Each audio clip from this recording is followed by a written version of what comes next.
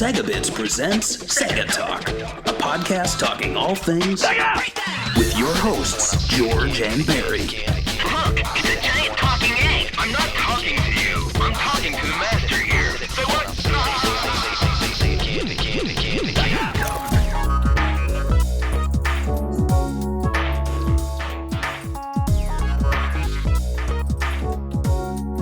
Hello and welcome to episode 28 of the Sega Talk podcast. I'm Barry, with me is George. Hello everybody.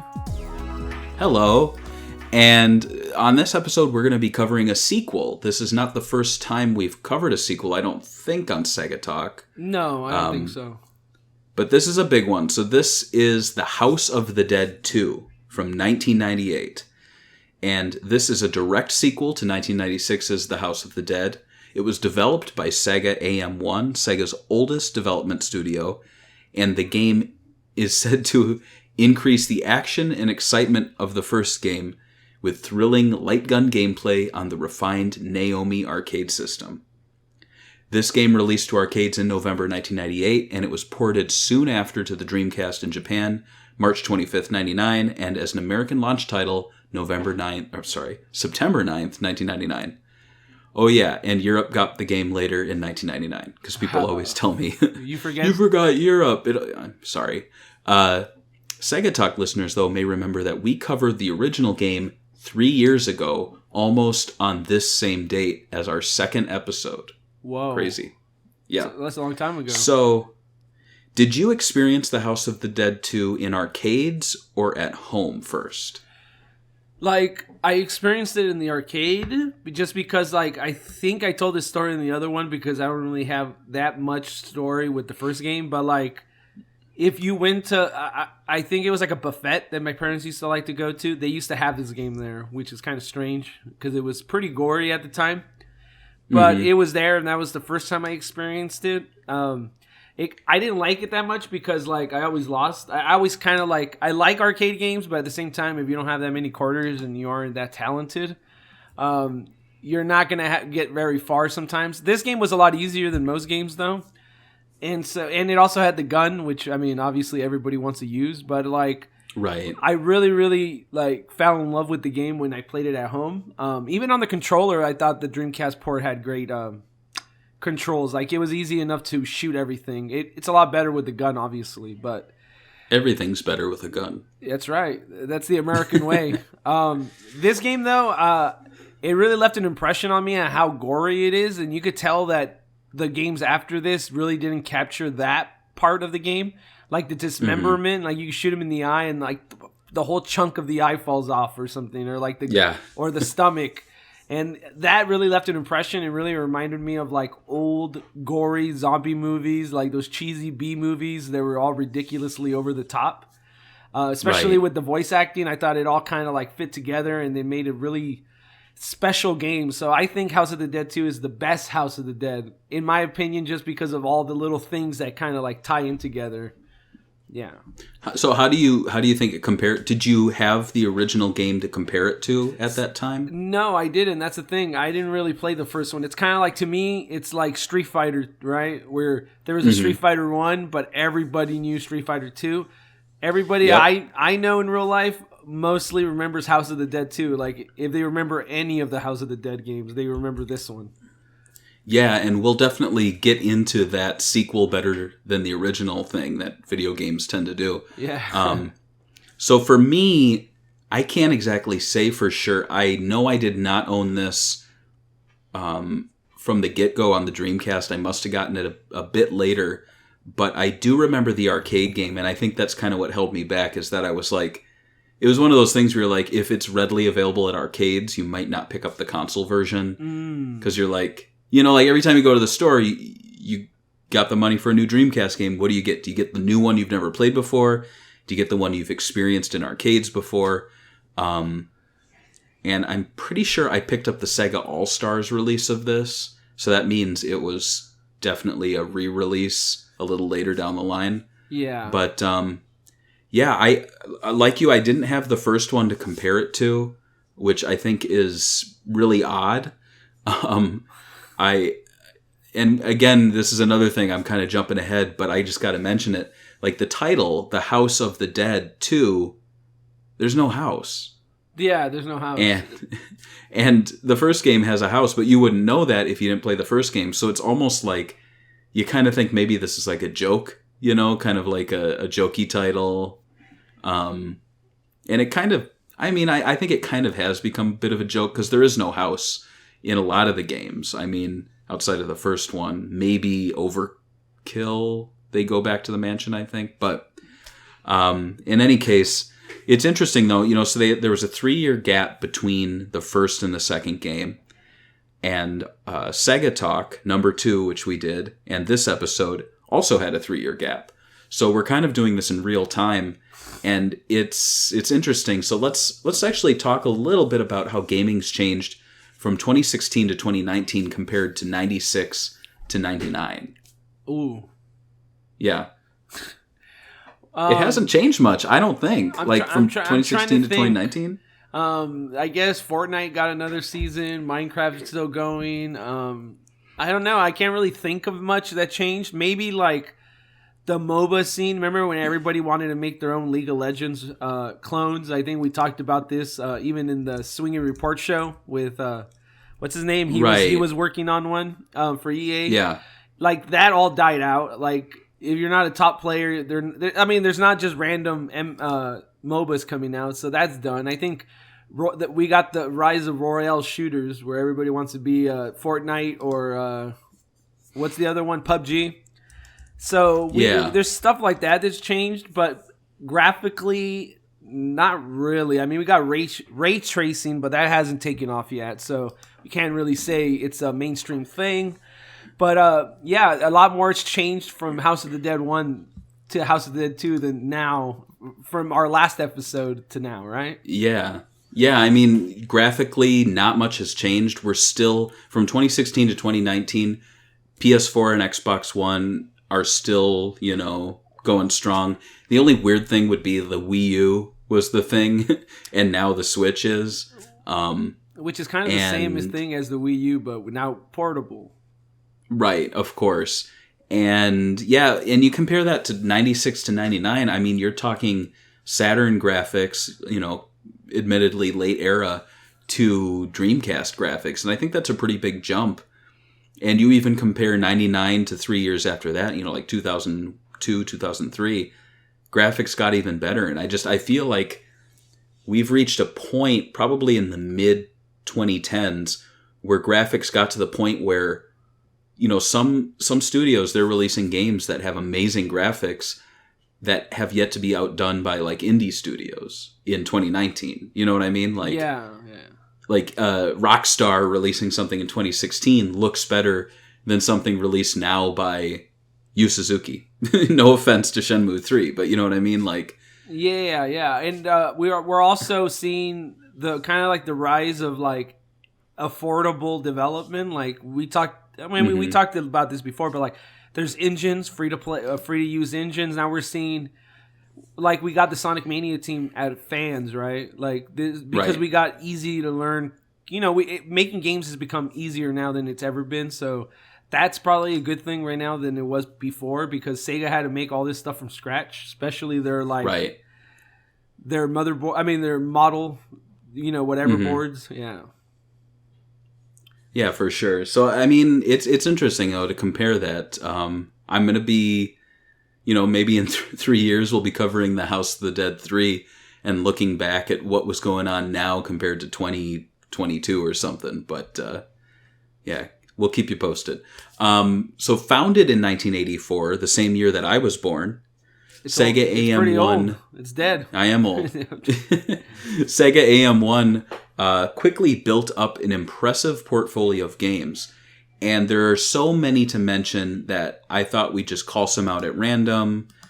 Take a look at the list. We did cover AM1 quite a bit in our Sega Talk number 2. But just looking through here, I mean, I'll just call some out. So we've got older ones include Flicky, Choplifter, got an oddity, Hang On Jr., Thunderblade, Super Monaco GP, Alex Kidd Lost Stars, tons of System 16 games, Quartet, Fantasy Zone.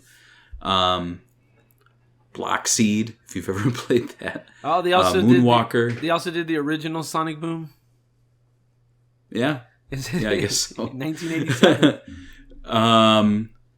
And Puyo, they did Puyo Puyo with Compile, Columns, Bonanza Brothers. So, I mean, you're getting kind of a flavor here, Golden Axe, The Duel. They've touched a lot of big name franchises, though, I mean, I guess you could say like Golden Axe is really something they've put their stamp on. Brave Firefighters, we've talked about that before, actually. And you move into the Saturn era, Virtua Fighter Remix, of course, the House of the Dead, Dreamcast Dynamite Cop, Giant Graham 2000, if you've ever seen that. That's that like crazy wrestling game. So that's kind of the flavor of AM1 leading up to this game. And I think it's worth discussing them a little further here, especially what happened to them in 99 to 2000. So AM1's full name was originally, and here we go, Sega Amusement Machine Research and Development Department Number 1, Sega AM R&D Department Number 1. Doesn't have the same flair than like AM1 has, right? Exactly. So in May 99, just after the House of the Dead 2 hit arcades, the team was actually renamed Sega Software R&D Department 1. Pretty easy, right? Better. And then in 2000, they were given the more customer-facing friendly name of WoW Entertainment. I could live with that one. Yeah, exactly. So after reading, that list of games that I was talking about, what's your opinion on this name? Do you think those games suit it? What kind of feelings come to mind? I mean, yeah, okay, so usually, like, I would be the guy that's like, keep the AM1 name and let's just move forward, but there was a moment in Sega's history right here, right? Where every team was getting renamed, right? Except for Sega AM2, I guess they really like that name, but every team was like, oh yeah, we're Smile-Bit, where everybody had like an identity, and it felt pretty interesting as a fan during this time because you would see like Smile-Bit, right? Like, oh, they made Jet Set Radio. I love that team. But did you, like most people that say they like that team have never played their other games because their other games are nothing like Jet Set Radio. Yeah, but absolutely. They made them super marketable, right? Like I remember people talking about the names of the teams before the games came out as a kid, instead of just talking like, oh yeah, it's another Sega game. It's like they had an identity finally. So yeah, WoW Entertainment is a lot easier to digest than Sega Amusement Machine Research and Development Number 1. What about you? Exactly. I think it's a fitting name. I mean, you look at that list of games, it's very impressive. It almost makes you say, wow. They, of course, had a lot of arcade games that at the time, arcade games had some of the best graphics, very interesting control schemes. So I'm certain you pick up any of these games and you're feeling that feeling, even if you're taking WoW Entertainment and applying the name to their back catalog before the name change. Yeah. And they don't have many games under their belt as WoW Entertainment because they switched back so quickly. But, you look at other studios at the time, Hitmaker, WoW Entertainment, United Game Artists, Smile-Bit. So they all kind of have their flavor. I think some of them, like Hitmaker and WoW Entertainment, are kind of similar. Like, we make hits. Well, we make games that make you say, wow. Yeah. But I think it's a cute name. AM1, though, like, as great as AM2 is, like, when you're AM1, like, you come first. So I don't know why I don't know why AM2 was the one. It's like, we get to keep our identity, but the one that came before us, AM1, you guys have to become WoW. It's probably because they got kind of like really like, during the Saturn era, the biggest seller was Sega AM2 and Virtua Fighter. So maybe Sega thought, we can't change your name to something else. People are like, they know your logo now, so you basically have to stay who you are. Yeah. I mean, yeah. Yeah. Well, so I debated putting this on the notes, but typically when we talk about these games, we assume you have some prior knowledge, and we don't hold your hand and walk you through it. But for this one, I just want to talk about light gun games. So if you've never played a light gun game, because I'm actually sure someone listening to this has never played a light gun game, this is basically what happens. You play in a first-person perspective, and you shoot creatures with your light gun. The game's on rails, so you can't move off to the side, but at times there might be choices in direction, or actions you take might lead you in a different direction. The gun is as simple as point, aim, and shoot. You reload by aiming off-screen and pulling your trigger. And while light gun games were incredibly popular in the 90s, modern technology have made them difficult for home use unless you're playing with a motion controller. So my question is, do you think light gun games are reaching the point of becoming so retro that modern gamers don't know about them anymore? Well, it's hard for me to say yes or no, because I kind of feel like there's always these like kind of like resurgence of light gun games. Like I remember that like in the 80s they were kind of popular. I remember like duck hunts and stuff, and then back in the 90s they became popular again because of because of Sega's 3. I mean, I don't know if it was Sega, but I remember Virtua Cop being a big deal, and like a bunch of light gun games started coming out right when that game came out.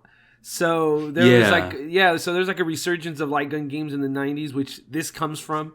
And then we had another resurgence in the mid 2000s with the Wii, and I feel like we might have one again, or we're having one with the VR, but I just feel like the VR isn't popular enough for everybody to experience it, but that might be the next big wave where everybody wants to do light gun shooters because it's easy to use on a VR headset because you don't have to move. It's on rails.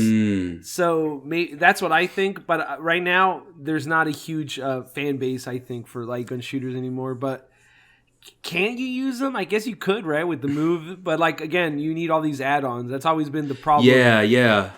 I mean, that's what I was going to say. So there was a little bit of a resurgence, of course, with the Wii. I think that was the most successful.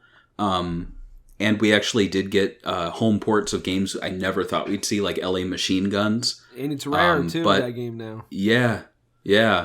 But you do, like PS3 had the Move, but how many people had the Move?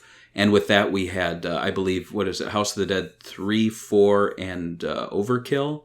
Yeah. Like the remix.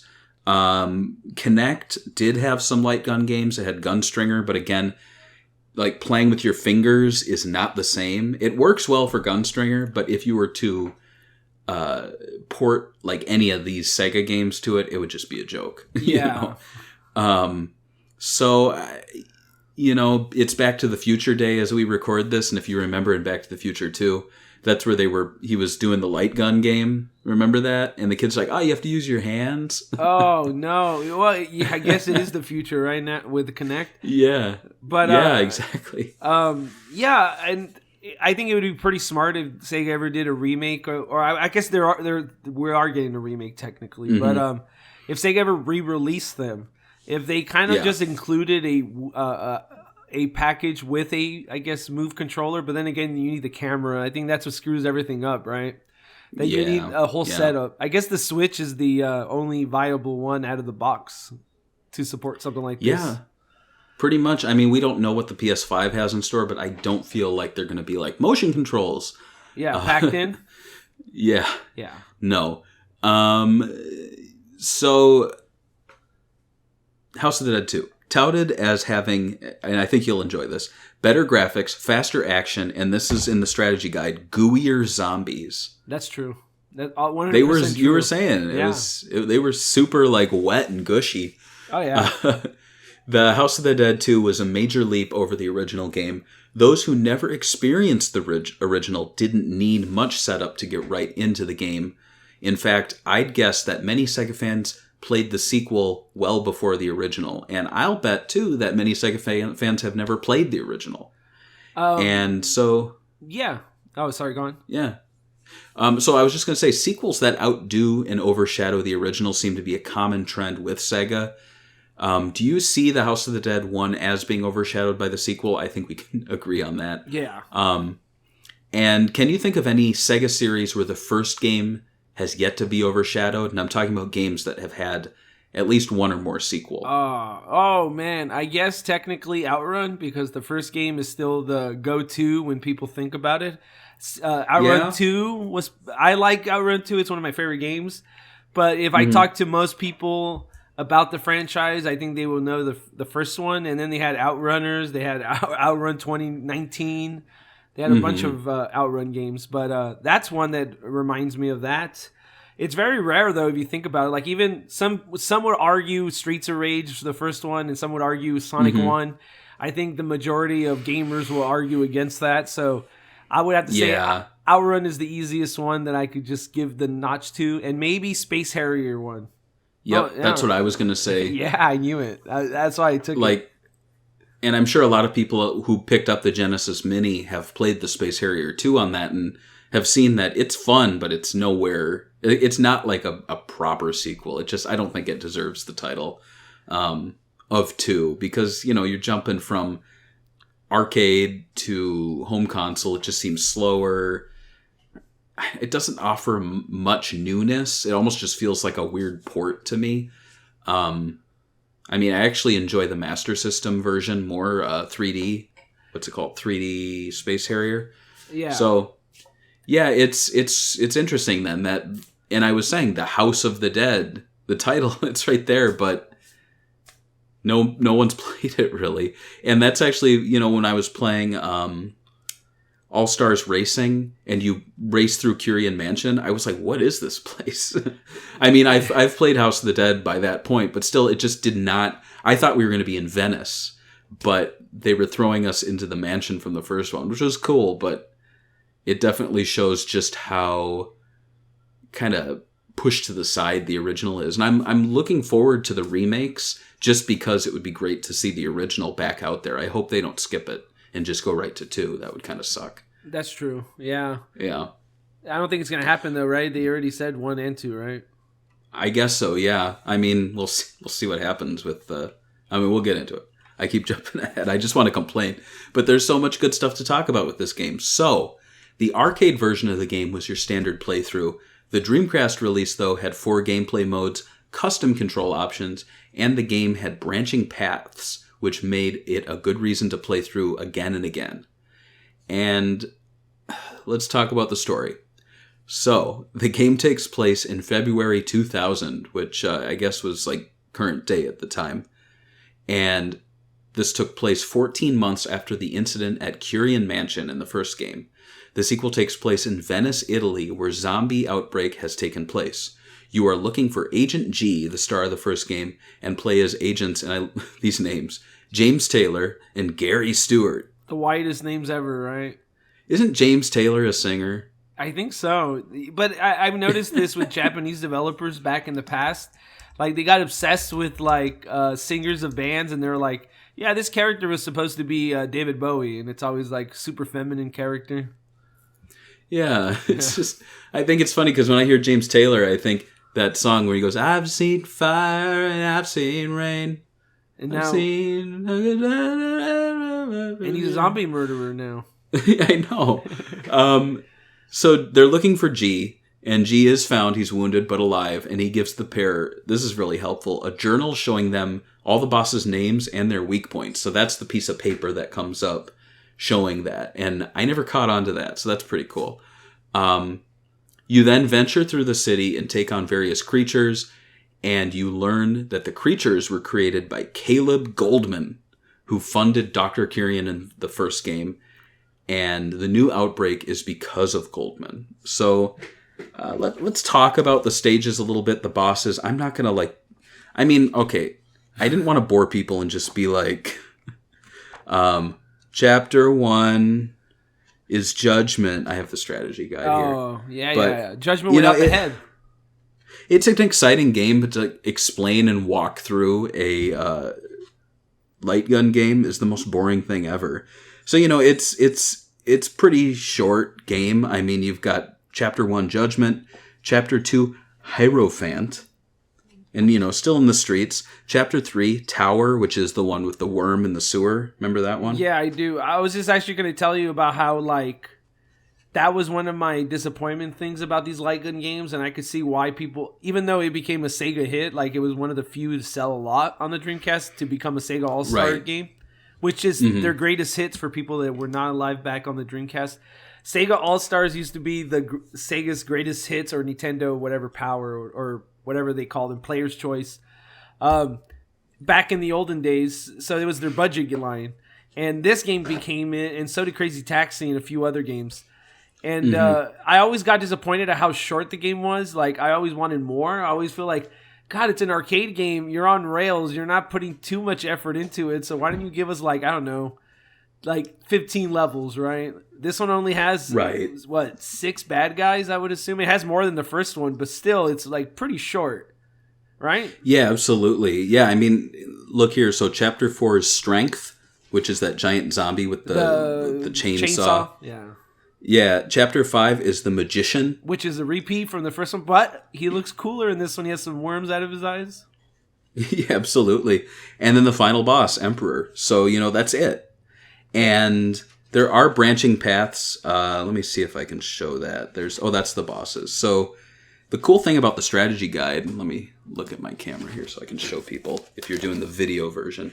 You can see here, there's like a little branching path on the first part where you go off and see a different scene, depending on who you save. But look at Chapter 2. Like, it gets a little more complicated. So basically, if you shoot a door handle, you go one way. Save a child, go another way. Shoot a key by a gate. So there is some variety. Yeah. Some. Yeah. But, I mean, I think the bosses are very unique. It's not like you're playing just like a recolor everyone, so that's cool. You're going to different parts of the city, so that's cool. The sewer, the streets, tops of high rises. It's lacking a house. I don't know why I get hung up on that, but I want a house in this game.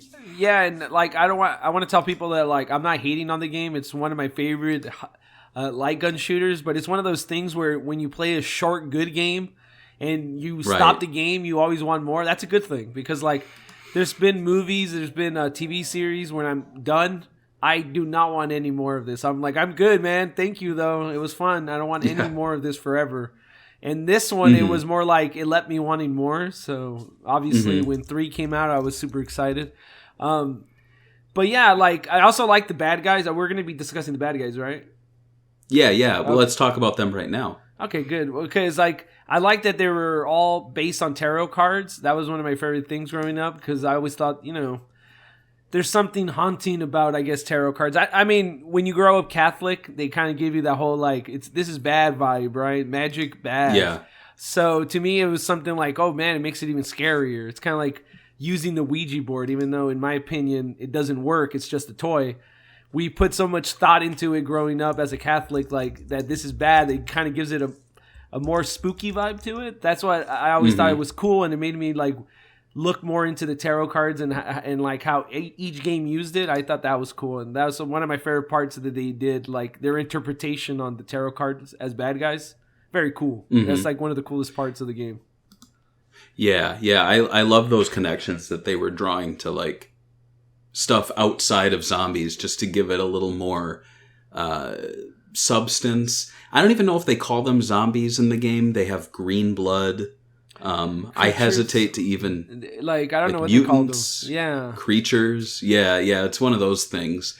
And I'm sure House of the Dead superfans are like hitting their head against their computer monitor right now at us. But super zombies. I mean, I'll be honest. Right? Yeah, super zombies. Yeah, but I mean, okay. So here, let me wrap up the story, and then I'll share my thoughts. So the final boss, the Emperor, not the Star Wars one, was designed to rule over nature and destroy and hate mankind. Isn't that kind of like Blue Submarine #6? Do you remember that anime?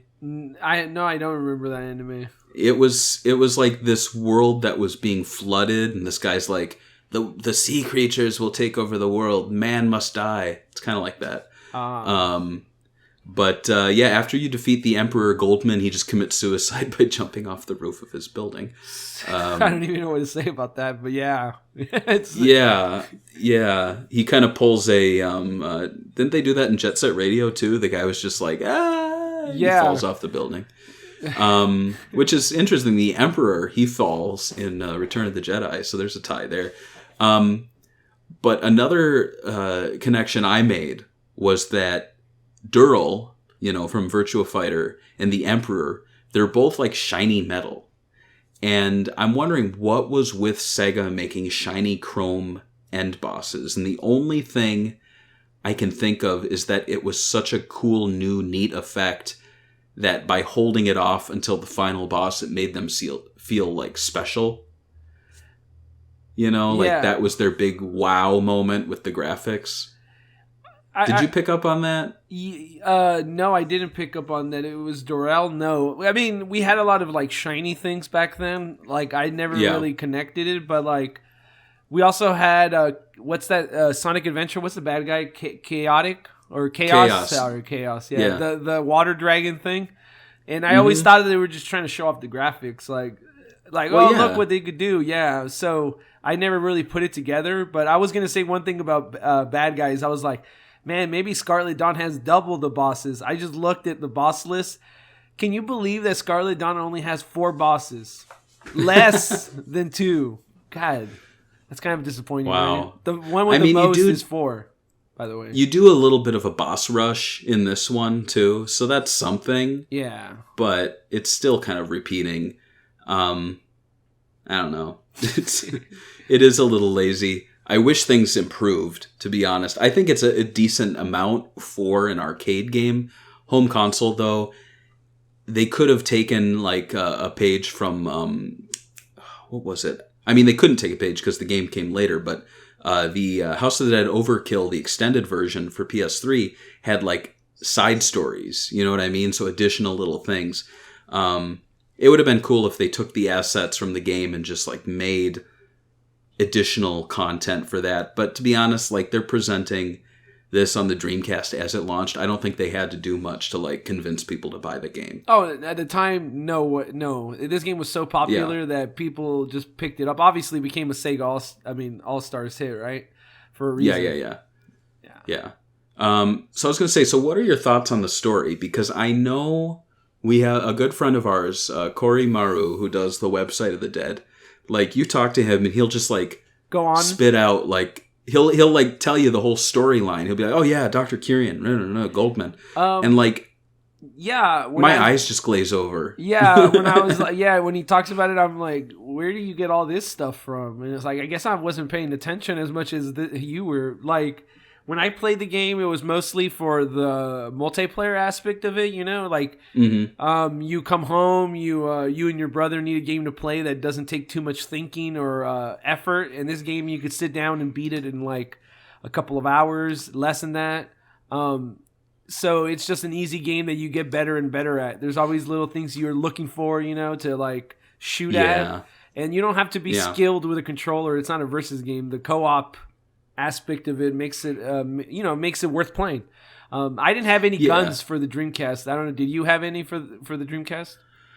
Not initially, and I know the Columbine shooting actually led to it being very difficult to get light guns in the US. There was a whole thing where like Sega would release light gun games, but they would not work with their light gun. So even if you imported the light gun, it would not work. You had to use a third party. So I think that was them like saying, hey, we didn't make the gun, Mad Catz did. It's stupid though if you think about it. Like, you're censoring the game to not work with your gun because somebody imported the gun. You're not selling the gun, so it doesn't matter in the US, right? Yeah. You look at the history of the Dreamcast, and I think a whole series of articles on just like US events that changed the games lineup.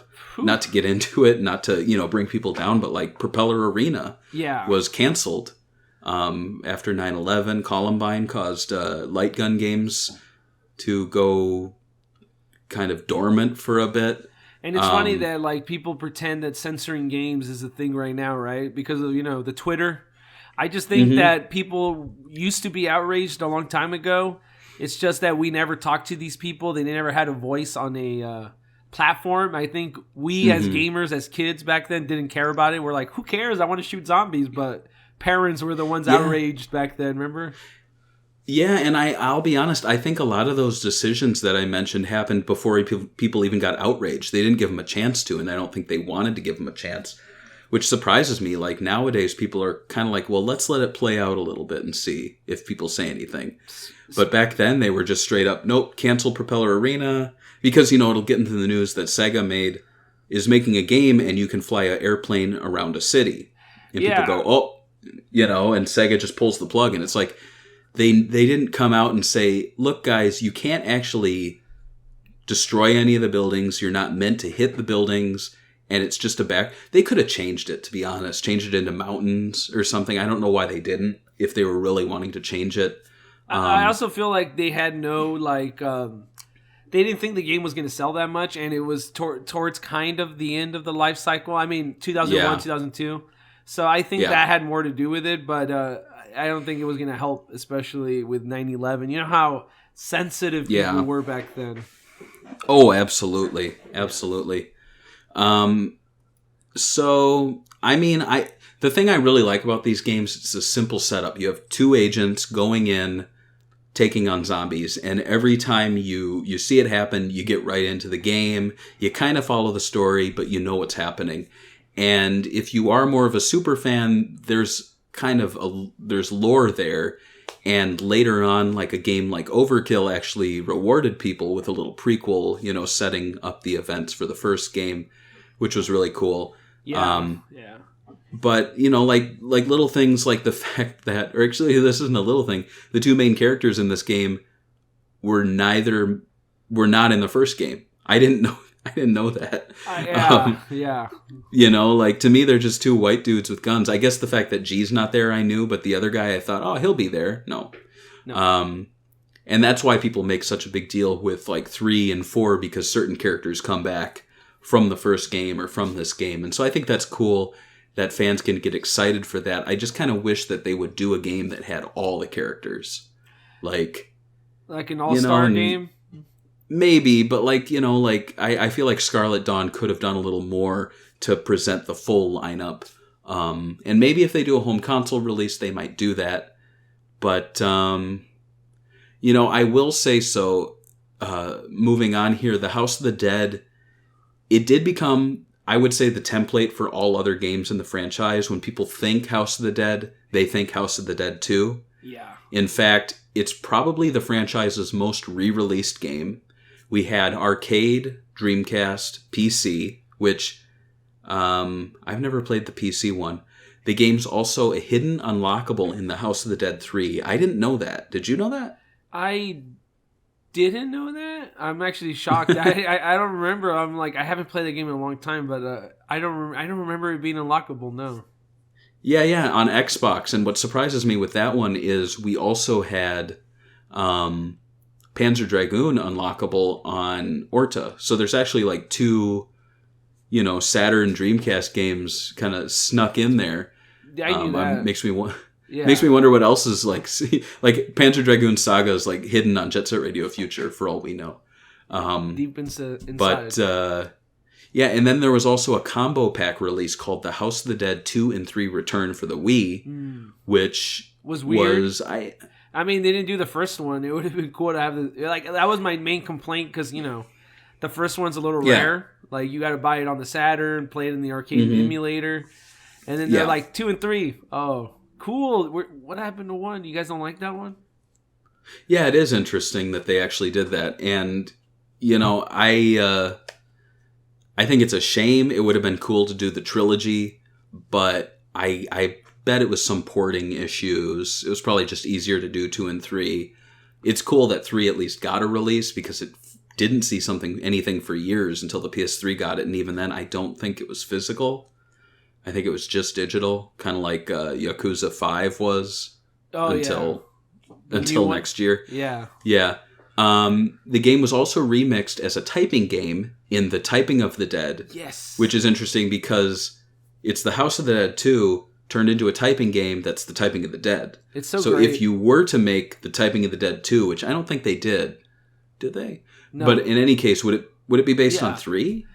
I guess we did have Typing of the Dead 0, right?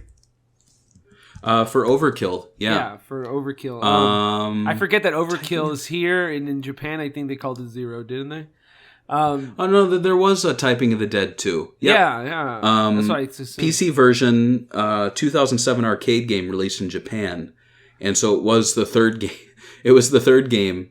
You know what I loved about the Typing of the Dead? Turned into typing. Because that they had little Dreamcasts on their backpack and little keyboards. So when you were playing it on the, if you played on the Dreamcast and you have the keyboard for the Dreamcast, I just thought it was hilarious. It was just a nice little touch that they went in and added that. They could have not added anything and just had them have guns and then you type. Yeah, but it was so cute. Yeah, it's great, and the words you type too are really funny. I remember. I try to go back. I don't know if you. Oh, sorry. I was gonna say I try to go back and play it, and it's like I'm unstoppable, dude. I'm unstoppable now. Like when I was a kid, terrible at typing, so I had trouble with it. Now, typing 90 words a minute, dude, no problem, man. These zombies, they don't stand a chance against me, dude. So are you a hunt and pecker or are you a home row? What? Home row is where your fingers sit on ASDF JKL semicolon. Oh yeah. I sit on those for sure. I don't even know what it's called. You sit on them? I just when I was a kid and I started just like messaging online and typing on like message boards, I just forced my hands to stay there, and I just learned it and that's how I learned typing. I can type that way, but I just hunt and peck, but I don't look. So it's kind of a weird thing. Like if I am aware of it, then I kind of mess up. But if I just type and type, I can do it. It's just, I don't know. I think I need to take more typing classes. In addition to the Typing of the Dead, if you think that's weird, we had the Pinball of the Dead, which was on Game Boy Advance SP, and it was a pinball retelling of the House of the Dead 2. What's up with pinball games, dude? I don't know, but they were awesome. Pinball of the Dead and Sonic's Pinball Party or something like that. And both really... Yeah, I was going to say, like, I think that those handhelds, I don't know if that's the same one, but they also had, like, a Nintendo Metroid one, and it's like, everybody just sitting there going, it's like, what franchise can we make into a pinball game? And somebody's like, House of the Dead, even though it doesn't kind of make sense. Yeah. Like, it's kind of weird, but then again, it's like, why not? I mean, more House of the Dead, the better, right? Yeah, I mean, the ball, like, hits the zombies and it shoots them, kind of, and then you have bosses where you have to aim at them. It works, bizarrely. Yeah. I feel like the franchise has this weird thing where it's like, you have this, like, the main series of games that are pretty serious, even though they're goofy, but they take themselves pretty seriously. And then you have the craziest stuff, like Typing of the Dead, Pinball of the Dead. It's almost like if the Yakuza games had the Yakuza game main series where it was completely serious, and then you'd get, like, karaoke of the dragon. You know, like, dude, what is it? Like a dragon, but it's like a karaoke dragon. You know, like... I'm surprised that they haven't released, like, a module where you could buy a karaoke machine and it has all the songs from all the Yakuza games with the video. Yeah. So I'm surprised too. That would be cool. But I guess that makes me wonder though, like, you know, or at least makes me think. So the House of the Dead Overkill, I feel like, is a game that takes the seriousness and the goofiness of those different titles and kind of combines them. I mean, there's no typing in the original Overkill or Pinball, but it's a goofy, sweary kind of game. Yeah, and there's also that other one, the EX arcade game where you're a zombie with that little girl, and then you're doing mini games. Yeah. Strange. Yeah, I didn't even put that in the notes. I mean, we can bring it up. But yeah, that one came out in like what, 2006? I want to say 2008, maybe, if the latest. Yeah, and it was never It was weird because it was never localized here, but people on cruise ships spotted it, and the game was running in English, so they were like location testing it, and they even put the two characters in All Stars Racing. Yep. And I think at the time they just wanted to have a House of the Dead something, and they felt like everything from the main games were too gory or too boring to just have like two guys in a car in black suits. Yeah. So they went with that, which is weird. Like the fact that they're like, is this promoting something we're doing? No. Put it in. And it's weird that they also kind of like stopped it. Like I think they wanted to make House of the Dead cute and approachable, like, you know, kind of like a cartoon. And then it didn't work out, and they came back with Scarlet Dawn, which is having a new resurgence for the arcade. Mm-hmm. Yeah. Yeah. So, out of all those versions I mentioned of the House of the Dead 2, which one's your favorite? What do you mean, like out of the House of the Dead 2 versions? Like Dreamcast. The Dreamcast one has to be my favorite because that's the first one I poured in so many hours growing up, you know? So nostalgia wins again. Sorry, guys. And I'm going to have to go with the Dreamcast version. I'm sure somebody here is listening and they first played it on Wii. They would say the Wii version, which I would not hate them for it. There's nothing wrong with the Wii or PS3 version. It's just the one I played. So, you? Yeah, I'd agree with you on that. The Dreamcast one's my go-to because the extra modes, the ease of finding it. I mean, House of the Dead 2 is still pretty easy to find, surprisingly. Thank God. It's like, I see that just as much as Daytona. Yeah. That's a good thing. And I'd say that's my favorite. My least favorite, I've never tried it, but I can guess that the Sega PC one sucks. Yeah, I know. That's what I was thinking. I was like, probably the PC one's going to be the worst, right?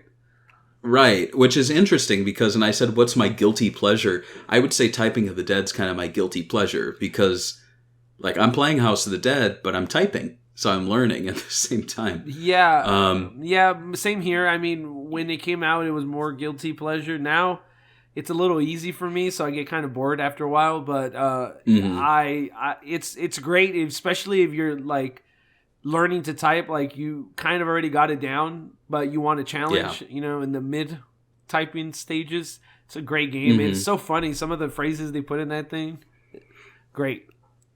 Oh, absolutely. And on Overkill, Typing of the Dead Overkill, I think you can make your own word packs. Oh yes. And I'm pretty sure someone back in the day on the Sega Bits forums made like a Sega Bits, Sega kind of one that had like stuff we talked about.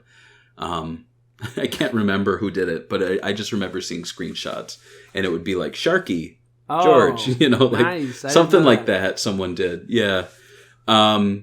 So the House of the Dead 2, it would end up being the franchise's final game to release on a Sega console, with the third and fourth releasing to the Xbox and PS3 respectively, and of course to arcades.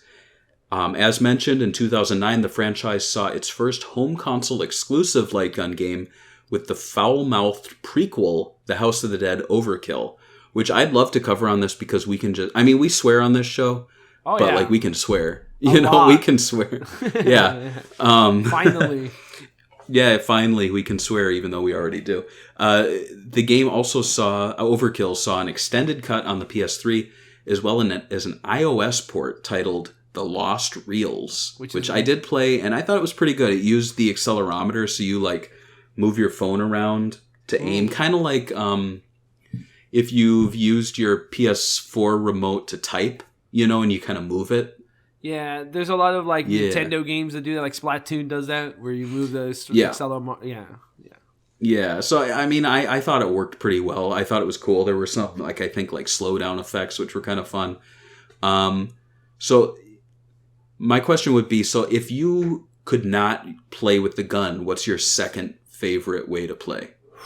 I mean, I don't really mind a controller. I know a lot of people out there are anti-controller, so I'm not super anti-controller. I played it one time with a mouse, just clicking with the mouse. That works just fine, but like again, it's not the same as a gun, right? Because the game is designed that way. But I would say mouse because it was so easy. You just click on it and then you move the mouse a little bit, your hand, and it kind of felt the same way, sort of. So I would say a mouse. Yeah, I guess if you want to get to the end of the game really quickly, that might be a good way. It's kind of like the equivalent of putting the gun right up to the screen. Oh yeah, you know, like kids would do with Duck Hunt. I used to do that. Yeah, I would say. I mean, the Wiimote's kind of the same, so I don't think that counts. I would say maybe controller. Again, referencing the House of the Dead 2 strategy guide, they actually talk about the controller options, and I didn't know this, so there's a thing here. Let me see if I can find it. They talk about, here it is, so dual triggers. So it's a configuration with the controller where you can fire with, they say, incredible speed. Each trigger fires your weapon, so pulling on them rapidly, you can liquefy an enemy in seconds.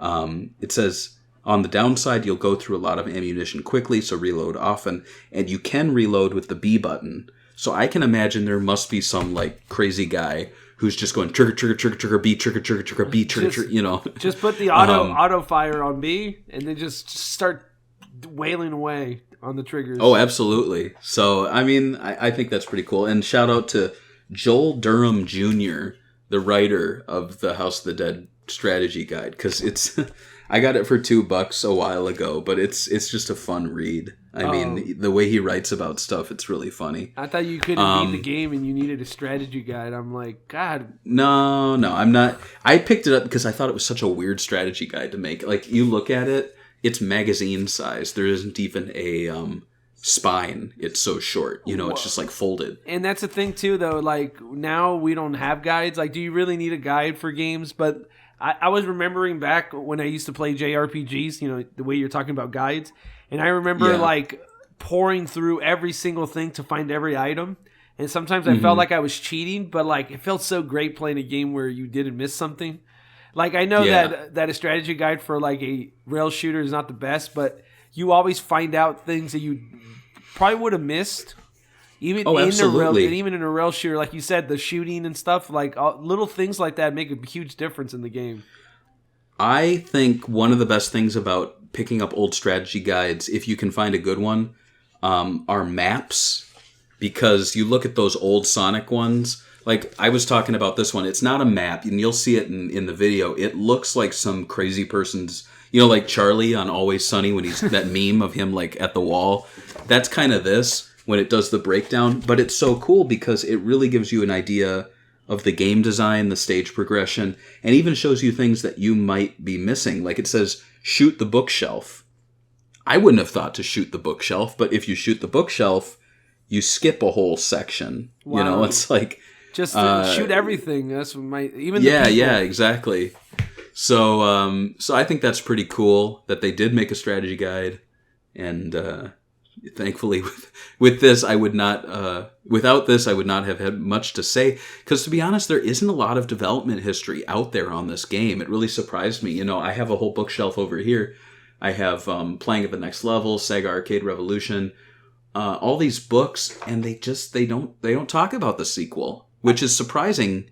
Yeah, because it's such an important game. Yeah, and especially considering that I'm one of the people that had to do the notes on the Shinobi game, and every time I was looking for Shinobi notes, the first game, I always got the sequel, or I got, you know, Revenge of Shinobi, Shinobi 3.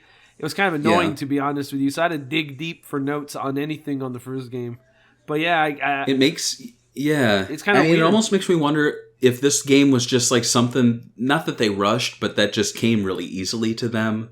They were like, we need a sequel, let's set it in Venice, run with it, game's done, ship it, next. You know, like sometimes there are games that are that simple. There isn't a big story behind it. Yeah, especially like in the 90s when they were just pumping out arcade hits.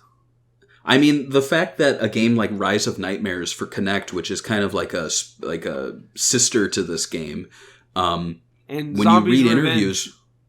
Well, yeah, Zombie Revenge, too. You read interviews with them. There's a lot to say about the history, because a lot of the things they talk about in those games are things that they were not able to put into House of the Dead. Like, they wanted to have... I don't know if in the first or second one, they wanted to have, like, a kick, like a pad in front of you at your foot. So if a zombie got up and started to get in your face, you kick the pad with your foot and he flies back. I thought that was such a cool concept. And I guess they were afraid that people would kick it too hard and break the machine. Or even break their foot. Like, can you imagine exactly. the lawsuits? Yeah, I mean, you'd have to keep it padded. If the padding goes away, people might break their toe. But they kept that in for the Kinect game because, you know, you kick the air and then the zombie flies back. It's a cool concept. It's just a shame. No, I was like, they could have used the pedal like on Time Cop or Time Crisis. Yeah. I remember that. Yeah. I remember that. I remember that. So, House of the Dead, it did see a fifth title in 2018 called Scarlet Dawn. And we're seeing that a lot now, too. I mean, 2018 was not too long ago, last year. Monkey Ball's back, and they're already talking on the Monkey Ball Twitter, like, hey, do you want to see a new game from us? Which I think kind of says we're already planning a new game, you know? I should have just replied, no, shut up and give us 1 and 2 remakes. We don't need nothing new. Yeah, exactly. But I think it's just interesting that, you know, so quickly, House of the Dead's coming back. We've had Scarlet Dawn. It's exclusive to arcades, but fans are hopeful we'll see a home console port, and I think we will in maybe a year or two. But in the meantime, we do have remakes of 1 and 2 that were announced by the Panzer Dragoon remake team, Forever Entertainment. So very quickly, I just wanted us to share our hopes, our fears for these remakes, and do we think SEGA should trust an untested company with 4 of their classic Saturn Dreamcast era games? I mean, they're already screwing everything. It's so weird that they like work so closely with other developers and like rejected so many games in franchises, and then randomly they're just like, everything is for sale now. I guess they decided that money was more important, or it's nice to have money from old franchises. We haven't seen Panzer Dragoon 1 and 2 remakes, so it's kind of hard for me to like say something negative about them and when I haven't played them. I will say that I did make a video when these were announced, and I did say that like there is a lot of ways you could screw this up. First of all, like getting good voice acting maybe will screw it up for a lot of fans of the old games. The way you design the characters, the way the world looks, the way that the gore is presented in these 2 games, it had a very specific way of doing it. And I even think that Scarlet Dawn doesn't really nail down the gore. The more you look at the gameplay, it's just very like they die and now they like vanish off screen real quick, and it wasn't as gory as 2. Like it's kind of weird that they step back the gore on the new one. Yeah, and you know, I do have to wonder, and I guess we'll learn once the Panzer Dragoon games come out just how much changes, because I could have sworn that I saw on Twitter one of the developers, like I don't know if it was Forever Entertainment or what, was saying, hey, would you guys prefer we just remaster the old sound effects or do brand new ones? And I'm like, are you questioning the sound effects from Panzer Dragoon? Are you serious? Yeah, that's like, and that's what it kind of scared me, because I'm like, look, all right, so you remember when Shenmue 1 and 2 the remaster, they were going to remake them, it was revealed at one point, but then they thought it would cost too much. Like, first off, you've got to have big balls to think that you can go in and straight up remake all of Shenmue 1 and 2. Like, not only does that sound like a massive undertaking, but that's kind of the equivalent of the Psycho remake, where the guy's like, I'm going to do a shot-for-shot remake of Psycho. And it's like, why? Because why would you? But why would you? And just, yeah, exactly. And just like with this, like, why are you making a remake of Panzer Dragoon, and then you're like questioning things that are so ingrained in people's heads? Like, I'm almost afraid they're going to go, do you guys like the music, or should we make new music? They probably are going to, like, in my opinion, if you're going to go in and you think you could do better sound effects, go for it. Try hardest. But, like, you should have an option where they have original everything and, like, original sound. They did this with Wonder Boy 3. If you play Wonder Boy 3, you could have the new music, or you could have the old 8-bit music from the Master System, and you could even switch the graphics to the old 8-bit, or you could, you know what I mean? You could use... Yeah. So at least have that option. I think I don't think we'll see it. Yeah, that's the safest way, though. Yeah, so I'm kind of afraid that these remakes, once they get to House of the Dead, they might like start replacing things that made them so lovable and iconic to the point where we're getting legitimately afraid of the voice acting crew. It's like, oh my god, that acting is through the roof. It's actually good. No. It's actually good. I didn't know I was shooting people. Oh my god. It's like, can you imagine you walk into this if they play it kind of hammy and cheesy where there's this guy, he's like, I'm dying. Oh, hey guy, my friend's outside. You know, like that little thing, stuff like that is what made the game. Like you're playing with your friend. Sometimes, you know what I mean? Like there were even bar games. Like, can you imagine I mean, I wasn't old enough to drink when the game was out, obviously, or I didn't go to bars, but I could see this sitting in a bar and some two dudes that drank too much are playing the game and having a blast because of how funny the game is. Like, yeah. It doesn't have to be serious. It could go well. And I guess, do you have any final thoughts on House of the Dead 2 before we get into our Patreon memories? If you haven't played a light gun game, first of all, shame on you. Second of all, if you have to play any light gun game, this game has to be on the top 5 list of games you have to play. Right there. Absolutely. Right there with Time Crisis, right there with Virtual Cop 2. I haven't played 3 that much, so... Like, there's a few key games where you're like, you have to play those. This is one of them, for sure. Like, this is the best horror-themed light gun game ever. So, there. And I agree. I think people need to listen to you when you say that, because you go around online and you search best video games, top 100 video games. You're going to find lists like the one that IGN just put out. Garbage. And I know we've complained about this before. There is not a single SEGA game on IGN's top 100 list. That's bullshit. The fact that you can't make a top 100, and I'm not even like going like, oh, why isn't Shenmue on it? Like, I understand that there are 100 games that can be said are better than Shenmue. But like, when we're getting into like Outrun, when we're getting into like Crazy Taxi, Rez, House of the Dead 2, Sonic 2, you know, like there are so many great games. And so in a game like this, which I think is one of the best light gun games out there, just in its flow, its simplicity, its fun factor, like it's not making some top 100 list because I'm sure Minecraft is on there. I'm sure Fortnite is. Of course. I mean, I'm not saying that they don't deserve to be on there, but I mean, let's pretend that like, I'm pretty sure they don't even have a light gun game on there. So No, of course not, because they're probably like, oh, it actually Left Behind is a far better game for many reasons, you know. The narrative. But, narrative.